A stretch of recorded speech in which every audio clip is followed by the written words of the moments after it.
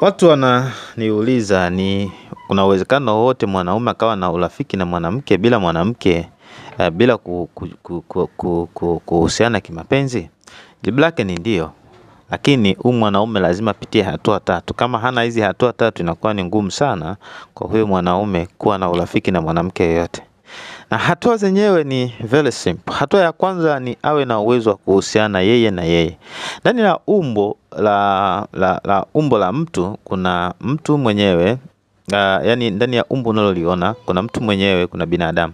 Kwa hiyo lazima ndani mwako au tuseme ndani mwako kuna mtu na binadamu, labda ndio itaeleweka vizuri zaidi. Nataka nifanye nyepesi. Ndani yako kuna mtu na binadamu, yani wewe mwenyewe kwa everything, kwa kila singo ya kiumbe mwanaume au mwanamke kuna mtu, kuna binadamu. Wengine wanasema kuna mwanaume, kuna mwanamke, lakini au jinsia ya kike na ya kiume, lakini tunasema kuna mtu, kuna binadamu. Sasa lazima ujifunze kuhusiana na mtu na ujifunze kuhusiana na binadamu, manake mtu ndo original, binadamu ni mwili wa pili, mwili wa kwanza ni mtu. Kwa hiyo lazima ujifunze kuhusiana na mwili wako wa pili. Kwa hapa nazungumzia ni wewe na wewe. Wewe ujifunze kuhusiana na wewe.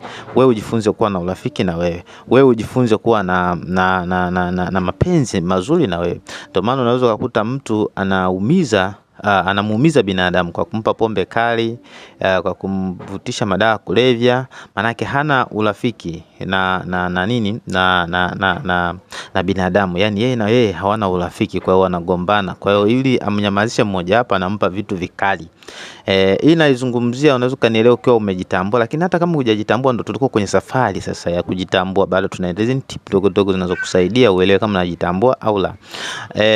Hiyo ni hatua ya kwanza. Hatua ya pili ni pale ambapo mtu sasa anakuwa na urafiki aidha na mamake au na mke wake. Kama hajaoa na mamake, aidha kama ameoa na mamake. Na tunaposema urafiki hatuzungumzii friendship ile ya marafiki, yani kwamba mtoto anamzoea mazoea. Hapana, tunazungumzia ule heshima, urafiki wa heshima, na mheshimu mamake au anamheshimu mke wake vizuri. Kwa huyu ana hatua ya pili, ana uwezo sasa wa kuwa na mahusiano na mtu mwingine mwenye umbo la kike, kwa maana ya kwamba ana uwezo wa kumheshimu mtu mwingine mwenye umbo la kike. Kwa kama na mwanaume ambaye hakuheshimu wewe, hawezi kawa na urafiki na mwanamke mwingine alafu asianguke kwenye mahusiano. Labda wewe mwanamke aliye na urafiki naye au yeye anajiheshimu. Kama una mwanaume au kuna mwanaume ambaye, au hata kama ni mvulana ambaye hamheshimu mama yake, hayuko yani kama tuseme ni Kiswahili kama hampendi mama yake, lakini ni kusema hana urafiki na mama yake.